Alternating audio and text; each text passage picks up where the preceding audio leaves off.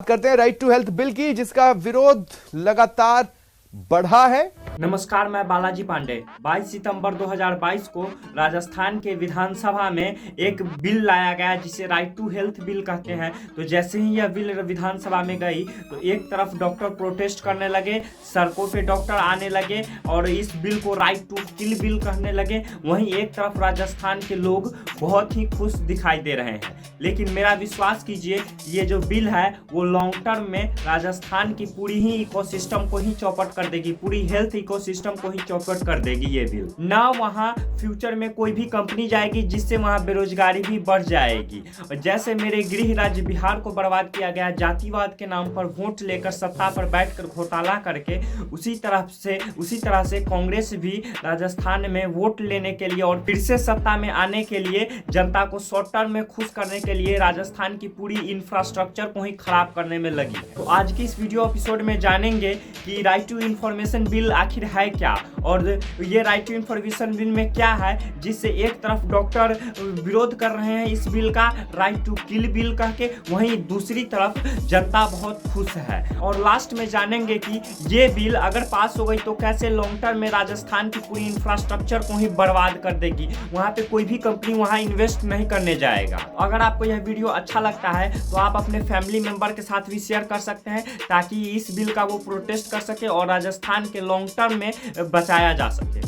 तो पहला प्रश्न उठता है कि राइट टू हेल्थ बिल क्या है। तो राजस्थान में जब से यह बिल इंट्रोड्यूस किया गया है तब से डॉक्टर प्रोटेस्ट कर रहे हैं, बोल रहे हैं से नो टू राइट बिल। वहीं एक तरफ जनता खुश है। तो इसका मतलब कुछ ना कुछ ये साफ तो दिखाई ही दे रहा है कि फिर से सरकार कुछ ना कुछ जनता के लिए फ्री में लाने वाली है। तो इस बिल को अच्छे से समझने के लिए, और अशोक गहलोत जी जो कांग्रेस पार्टी के हैं, तो ये क्या करते हैं और इनका विजन क्या रहता है वोट के लिए, इसको भी अच्छे से समझने के लिए हमें कुछ साल पीछे जाना पड़ेगा। तो यह बात है वर्ष 2011 के 2 अक्टूबर के दिन, जब राजस्थान में अशोक गहलोत जी की सरकार थी। उसने राजस्थान वासियों के लिए एक गजब की योजना थी। आप लोग पूछेंगे कि कौन सी वो योजना थी, तो वो ये थी मुख्यमंत्री निःशुल्क दवा योजना। इसके अंतर्गत पेशेंट कोई भी हो, अमीर गरीब, रंग काला उजला, जाति से कोई मतलब नहीं है, किसी भी जाति का हो, किसी भी अमीर गरीब हो, किसी से कोई लेना देना नहीं है, बस वह राजस्थान का पेशेंट होना चाहिए। अगर वह हॉस्पिटल में गया, सरकारी हॉस्पिटल में,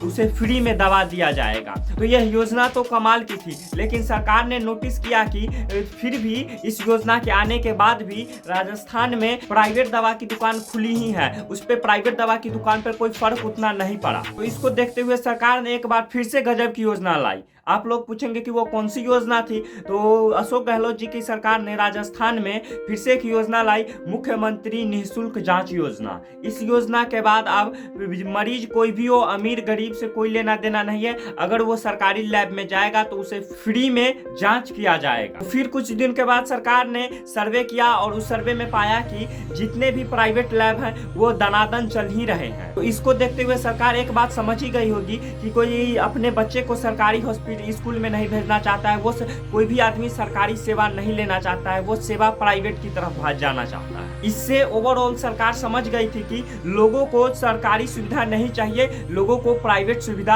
अच्छा लगता है। तो एक बार फिर से 2018 में चुनावी घोषणा पत्र में कांग्रेस की सरकार ने कहा, अशोक गहलोत जी बोले कि अगर एक बार फिर से राजस्थान में कांग्रेस की सरकार बनी तो मैं जितने भी राजस्थान वासी पेशेंट हैं उनको अब फ्री में हो प्राइवेट हॉस्पिटल में भी इलाज कराया जाएगा। चाहे वो अमीर हो या गरीब हो, चाहे किसी भी जाति के हो, किसी भी धर्म के, उससे कोई फर्क नहीं पड़ता है। अगर कांग्रेस पार्टी राजस्थान में आई तो राजस्थान में जितने भी पेशेंट हैं वो फ्री में प्राइवेट हॉस्पिटल में भी इलाज करवा सकते हैं। इस कारण लोग अशोक गहलोत जी को, कांग्रेस को वोट दिए और कांग्रेस राजस्थान में सत्ता पर आई। और जब सरकार बन गई तब लोगों ने अशोक गहलोत जी से पूछा कि आपने तो कहा था चुनावी घोषणा पत्र में जब सरकार बन जाएगी तो मैं फ्री में प्राइवेट हॉस्पिटल में इलाज करवाऊंगा। तो इस पर अशोक गहलोत जी ने कहा, याद कीजिए मैंने आप लोगों को एक स्कीम योजना दिया था। तो लोगों ने पूछा कौन सा वो योजना था, तो वो योजना था मुख्यमंत्री चिरंजीवी स्वास्थ्य योजना। तो इस योजना में कहा गया था कि 5 लाख रुपए तक का फ्री इलाज आप किसी भी राज्य के प्राइवेट हॉस्पिटल में करवा सकते हैं। तब लोगों ने पूछा कि इसका फीस कौन भरेगा, तो राजस्थान सरकार ने कहा कि मैं इसके फीस के लिए मैं प्रीमियम बेचूंगा। फिर से कहा कि राजस्थान के तो लोग जितने भी गरीब लोग हैं वो प्रीमियम कैसे भर सकते हैं।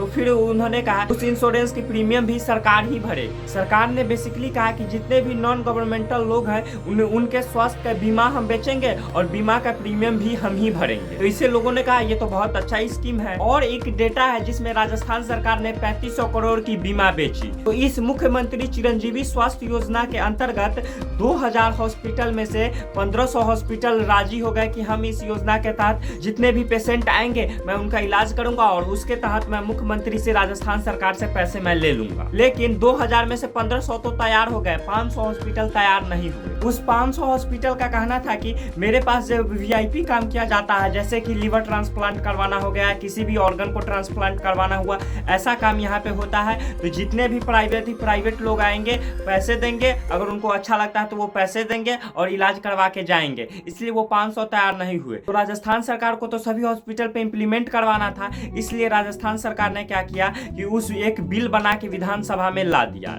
और इस बिल में 5 जो मुख्यमंत्री चिरंजीवी योजना में 5 लाख तक का था इंश्योरेंस, वहीं इस राइट टू हेल्थ बिल में 25 लाख तक कर दिया। एक बात बताऊं, रियलिटी यह है कि जितने भी ऐसे स्कीम होते हैं कि इतना लाख तक का फ्री इलाज, इस स्कीम का रियलिटी यह होता है कि कितने जो खतरनाक डॉक्टर होते हैं वो क्या करते हैं। वैसे बहुत सारे अच्छे भी डॉक्टर हैं, लेकिन जितने जो खतरनाक डॉक्टर होते हैं वो क्या करते हैं, मान के चलिए आप कोई इलाज करवाने गए, वहां पे ऑपरेशन की जरूरत, बिल्कुल भी ऑपरेशन की जरूरत नहीं है, लेकिन इस योजना के तहत वो क्या किया जाता है, वहां पे आपको ऑपरेशन भी कर दिया जाएगा और फिर ऑपरेशन का बिल बना के उस योजना से पैसे ले लिया जाएगा कि मैंने इस पेशेंट का ऑपरेशन किया। तो इसका मैं आपको एक एग्जांपल देता हूं। एक कोई आदमी है, उसके पेट में दर्द हुआ और वो हॉस्पिटल गया, तो वो नॉर्मल ट्रीटमेंट से ही उसका पेट का दर्द खत्म हो जाएगा। लेकिन इस योजना के तहत इस योजना का लाभ उठाने के लिए अगर वो हॉस्पिटल में जाएगा 500,000 में ही उसका पेट दर्द ठीक हो जाएगा। लेकिन वहां पे कितने जो बुरे डॉक्टर होते हैं वो क्या करते हैं, उसका ऑपरेशन कर देगा और ऑपरेशन का बिल उस योजना के तहत वो पैसे छुड़ा लेगा। तो एक डार्क रियलिटी इस योजना का ये भी है। और वो 500 हॉस्पिटल जो इस योजना के साथ नहीं जुड़ना चाहते थे, उनका कहना है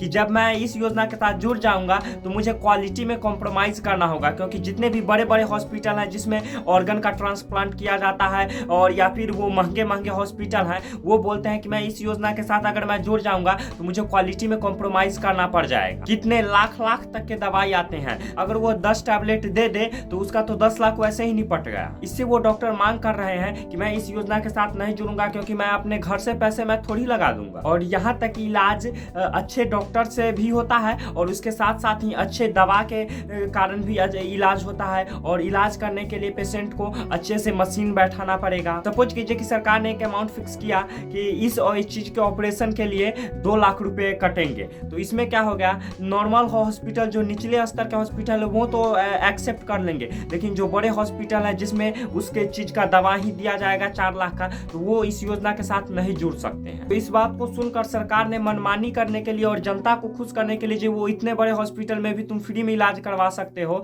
इसके लिए सरकार ने क्या किया, इस बिल को ला दिया। तो इससे क्या होगा कि जितने भी राजस्थान में हॉस्पिटल है उसका हाई क्वालिटी का इलाज राजस्थान में कभी भी नहीं हो सकता है, वो एक मीडियम लेवल तक चला आएगा। और जितने भी वीआईपी लोग हैं वो अच्छे से इलाज नहीं करवा सकते हैं, उन्हें वो दूसरे राज्य में ही जाना पड़ेगा, क्योंकि जब यह बिल लागू हो जाएगी तब क्वालिटी में कॉम्प्रोमाइज करना ही पड़ेगा। इससे राजस्थान में एक भी हाई क्वालिटी का हॉस्पिटल नहीं बच पाएगा। एक जगह आप देखोगे कि भारत में मेडिकल टूरिज्म का हब बनाने के लिए बीजेपी की सरकार, मोदी जी की सरकार बहुत कुछ कर रही है, और एक तरफ सत्ता पर बैठने के लिए कांग्रेस क्या कर रही है, तो वो अपने मेडिकल की सुविधा को घटा रही है वोट लेने के लिए, कुछ समय के लिए जनता को खुश करने के लिए। वहीं दूसरी तरफ मेडिकल हब बनाने के लिए प्रधानमंत्री जी मेडिकल एक स्पेशल कैटेगरी की मेडिकल वीजा लॉन्च कर रहे हैं, और इसी कारण डॉक्टर विरोध कर रहे हैं कि सरकार ने हॉस्पिटल बनने के लिए न तो जमीन लीज पर दी है, न तो ईज ऑफ डूइंग बिजनेस के नाम पर बिजली की बिल में कटौती की है। उनका कहना है कि हॉस्पिटल मैंने करोड़ों की लागत में बनाई है, उस पे हाई क्वालिटी की इक्विपमेंट लगाया है, विदेशों से पढ़े लिखे डॉक्टर को हायर किए हुए हैं, इंफ्रास्ट्रक्चर को बिल्ड किए हुए हैं। और यह योजना अगर लागू हो गई तो इससे आप देखेंगे कि लॉन्ग टर्म में कोई भी कंपनी फ्यूचर में वहां राजस्थान में इन्वेस्ट नहीं करना चाहेगी, और जितने भी बड़े बड़े हॉस्पिटल होंगे वो राजस्थान में नहीं जाना चाहेगी, उसके बदले दिल्ली में चली जाएगी, उसके बदले पंजाब में, हरियाणा में, दूसरे स्टेट में चली जाएगी, लेकिन राजस्थान में नहीं जा पाएगी। तो इससे जब प्राइवेट सेक्टर का इन्वेस्टमेंट वहां नहीं होगा, तो जब इन्वेस्टमेंट नहीं होगा तो बेरोजगारी बढ़ जाएगी। और जब विदेशी इन्वेस्टमेंट की बात आती है तो आप हमारे योगी आदित्यनाथ वाला वीडियो देख सकते हैं कि कैसे मैंने समझाया कि योगी आदित्यनाथ जी का जो 1 डिस्ट्रिक्ट 1 प्रोडक्ट की जो स्कीम है वो उत्तर प्रदेश के एक छोटे से जिले को दुनिया का एक्सपोर्ट हब बना देगा। तो उस वीडियो का लिंक मैं आपको आई बटन पे भी दे दूंगा यहाँ पे, या फिर आप ये जो वीडियो खत्म हो जाएगा तो इसके लास्ट में एंड स्क्रीन पे भी आप वीडियो दे दूंगा। इस वीडियो को देखने के बाद उस वीडियो को आप देख सकते हैं कि कैसे योगी आदित्यनाथ उत्तर प्रदेश में इन्वेस्टमेंट बढ़ाने के लिए कितना काम कुछ कर रहे हैं। मोदी जी देश में मेडिकल सेक्टर को बढ़ाने के लिए मेडिकल टूरिज्म को जो विदेश से आकर इंडिया में इलाज करवाएं, इसके लिए मोदी जी कितना कुछ एक अलग प्रकार के कैटेगरी के आयुष वीजा बना रहे हैं। वहीं योगी आदित्यनाथ जी क्या कर रहे हैं, एक्सपोर्ट हब बनाने पे जुड़े हुए हैं। और कांग्रेस में जो राजस्थान में जो कांग्रेस की सरकार है वो वोट के लिए क्या कर रही है, एक तो ऐसा काम कर रही है जिससे कोई भी फ्यूचर में कोई भी विदेशी कंपनी या फिर कोई भी कंपनी वहां इन्वेस्ट नहीं करेगी, अच्छे अच्छे हॉस्पिटल वहां नहीं खुलेंगे, और राजस्थान में मेडिकल के हाई क्वालिटी के इलाज को भी वो मीडियम क्वालिटी पे ला देगी। तो अगर सरकार को ऐसा स्कीम लाना ही चाहिए तो इस स्कीम को मैं विरोध नहीं कर रहा हूँ, क्योंकि शिक्षा और स्वास्थ्य मौलिक अधिकार है लोगों का। तो इसके लिए राजस्थान सरकार को करना चाहिए कि जितने भी हॉस्पिटल बनने के लिए जमीन है वो अगर वो सरकारी जमीन है तो उसे मुफ्त में दे दिया जाए हॉस्पिटल को, और दूसरा हॉस्पिटल वालों को कहे कि डॉक्टर का मैं 25% पैसा मैं दे दूंगा, या फिर 50% पैसा मैं या दे दूंगा, या फिर ओवरऑल पूरा पैसा मैं डॉक्टर का दे दूंगा। फिर राजस्थान सरकार हॉस्पिटल वालों से बोलते कि जितने भी आप मशीन पर इन्वेस्ट करेंगे उस पर आपको 0% टैक्स लगेगा, जितने भी हेल्थ के मशीन है उस पर 0 टैक्स है। फिर हॉस्पिटल की बिजली फ्री कर देती, या फिर बिजली में कुछ % के रुपए की छूट कर देती। तो अगर ऐसे ऐसे स्टेप राजस्थान की सरकार लेती तो वहाँ दूसरे सेक्टर की भी इन्वेस्टमेंट खूब होता, हॉस्पिटल भी इस योजना के तहत जुड़ जाता। तो अगर आप ऐसा कुछ नहीं सरकार करना चाहती है तो आप सरकार को करना चाहिए था कि सरकारी हॉस्पिटल को अच्छा कर दे, और सरकारी चीजों को लाभ उठाने के लिए लोगों को में प्रचार किया जा सके, विज्ञापन किया जा सके कि अब सरकारी सुविधा भी अच्छी हो गई है। राज्य के बच्चों के न्यूट्रिशन पर ध्यान देते, और जितने भी राज्य में मैनुअल स्कैवेंजिंग हो रही है उसको रोकथाम करने के लिए पूरा प्रयास करती है सरकार। जानते हैं ऐसा क्यों सरकार नहीं कर रही है, सरकार के पास भी बहुत सारा दिमाग है, लेकिन ऐसा इसलिए नहीं कर रही है कि इससे सरकार को शॉर्ट टर्म में वोट का फायदा नहीं मिलने वाला है। गवर्नमेंट जो लॉन्ग टर्म में इतना खेलेगी तो इससे शॉर्ट टर्म का वोट नहीं मिलेगा और सत्ता उनके हाथ से चली जाएगी। तो अपने वोट पर बैठने के लिए राजस्थान के लॉन्ग टर्म के गोल को लॉन्ग टर्म में बर्बाद जाए, लॉन्ग टर्म में कुछ भी हो कुछ कोई फर्क नहीं पड़ता है, उन्हें सत्ता पर बैठना है। आप योगी आदित्यनाथ वाला वीडियो देख सकते हैं। तो आज की इस वीडियो को मोदी जी के इस बात से आवाज दूर दूर तक जानी चाहिए। जय श्री राम,